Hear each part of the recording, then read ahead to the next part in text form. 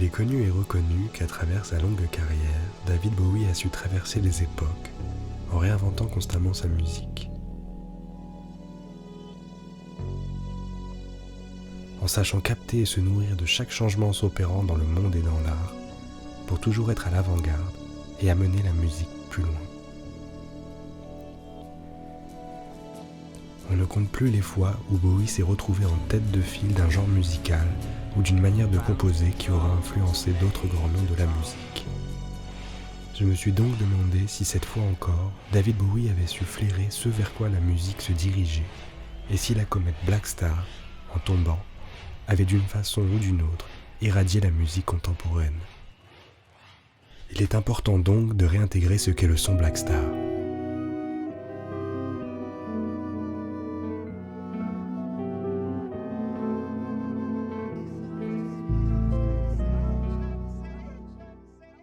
En 2015, des rumeurs d'un nouvel album de Bowie après son grand retour avec The Next Day, son premier en 10 ans, voient le jour.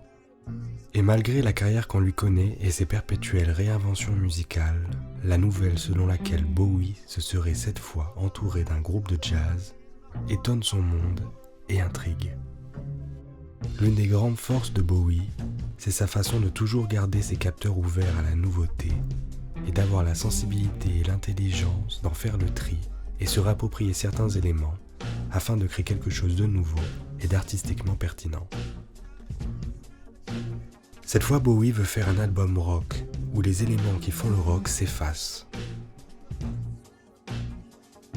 C'est entouré du quartet new-yorkais mené par Donny McCaslin que Bowie va chercher son son à partir des démos qu'il a composées. Tony Visconti, le producteur de l'album, a parlé d'enregistrer un album de David Bowie avec des musiciens de jazz qui ne joueraient pas nécessairement du jazz. Avoir des musiciens de jazz qui jouent du rock bouleverse les choses.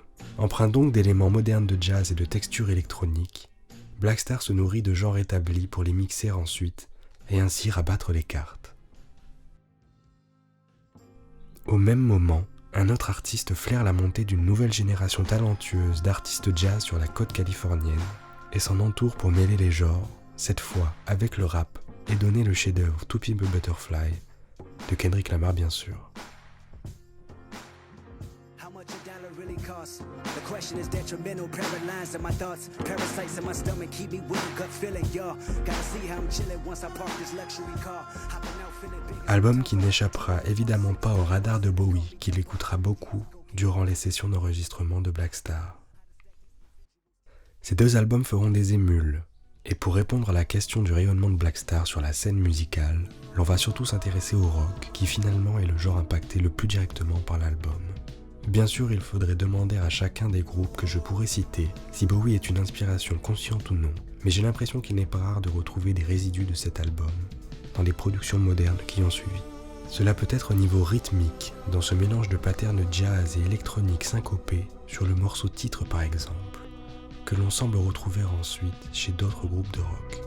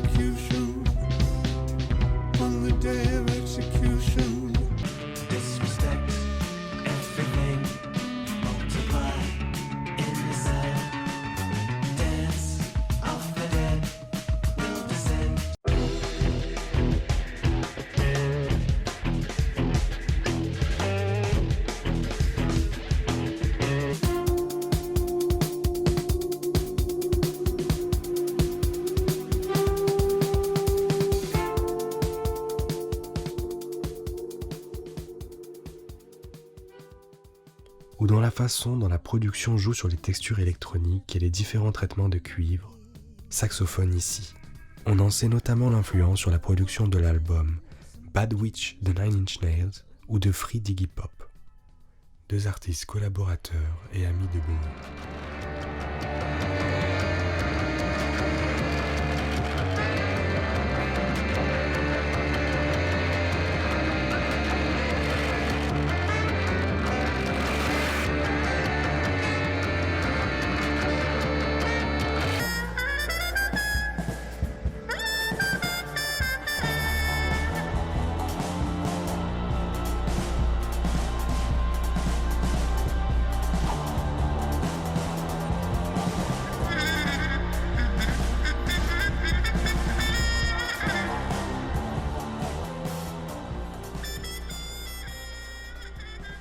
On retrouve ces jeux de textures et cet entremêlement de jazz et rock chez de superbes artistes comme Proto Martyr,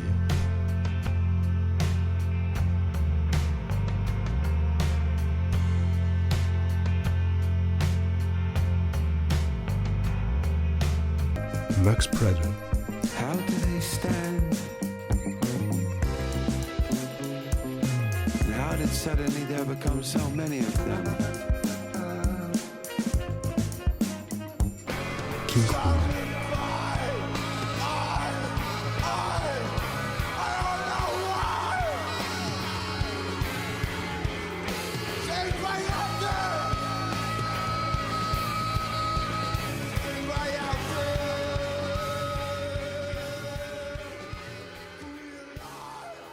ou cette version du morceau Creatures du groupe Viagra Boys, dont l'outro semble directement être un hommage au morceau Lazarus.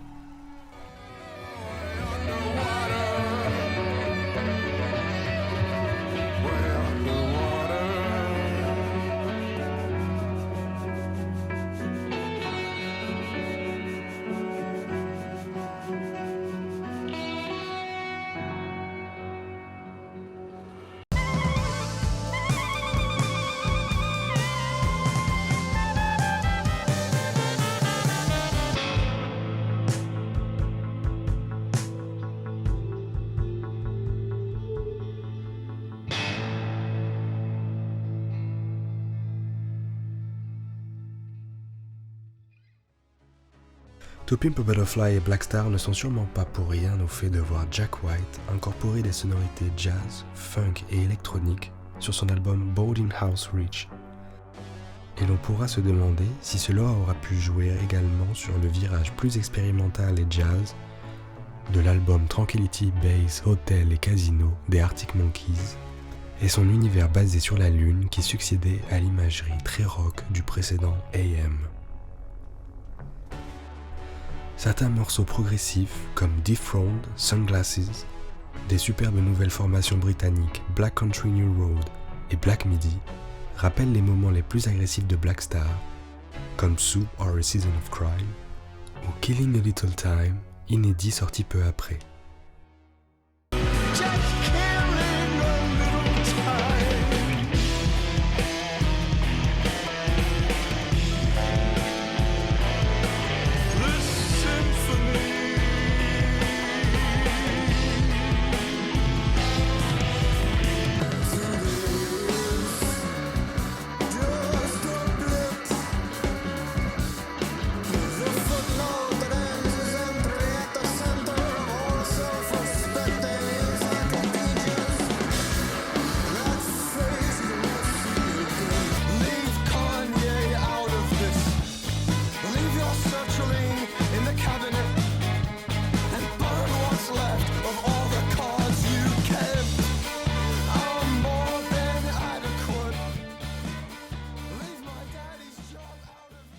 Et surtout, que les groupes produisent un son similaire ou totalement opposé à celui de Black Star, un instrument a fait son retour dans énormément de formations rock, et il s'agit bel et bien du saxophone, qui n'avait plus sa place qu'à de très rares exceptions dans les groupes de rock modernes.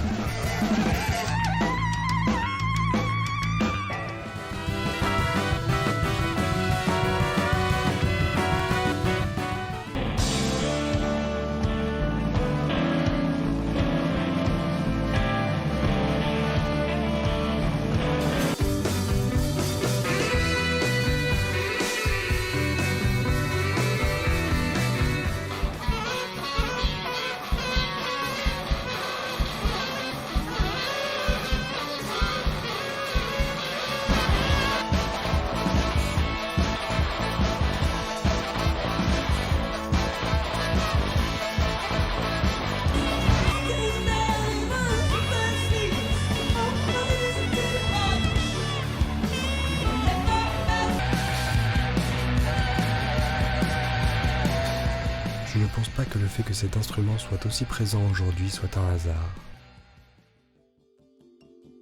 Comme lorsque l'on lance une pierre dans l'eau, Black Star est de ces albums importants, dont l'empreinte continue de rayonner après son impact. Comme Bowie a su en faire bien d'autres dans sa carrière depuis la fin des années 60. je suis obligé de mentionner la résurrection récente du genre post-punk, notamment après le Brexit, menée par des groupes comme Idols, Fountains DC, Squid, The Murder Capital, Dry Cleaning, Yard Act, Shame et beaucoup d'autres.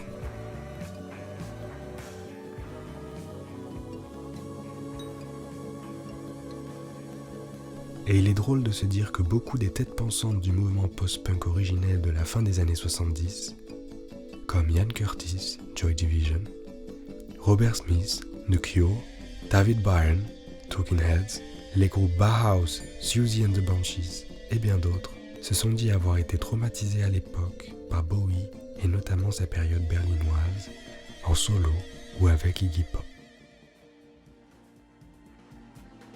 Bref, au-delà de son dernier album, David Bowie est ce grand artiste dont l'empreinte de son passage sur Terre est indélébile et qui continue, de par son art et ses positions, d'influencer la musique et les artistes modernes.